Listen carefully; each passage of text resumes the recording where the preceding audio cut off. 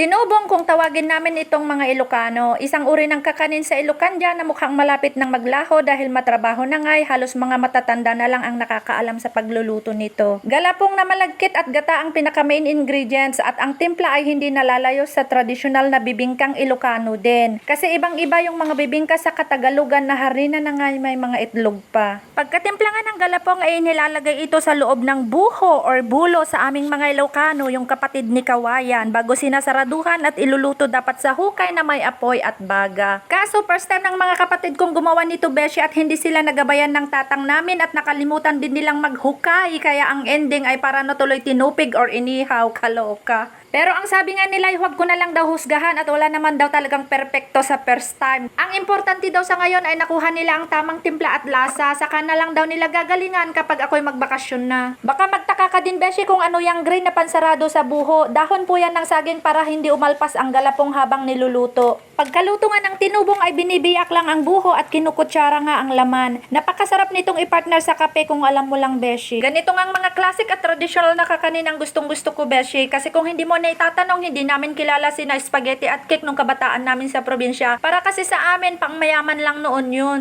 Kumpara naman sa mga kabataan ngayon na hindi na nila kilala ang kakaning ito.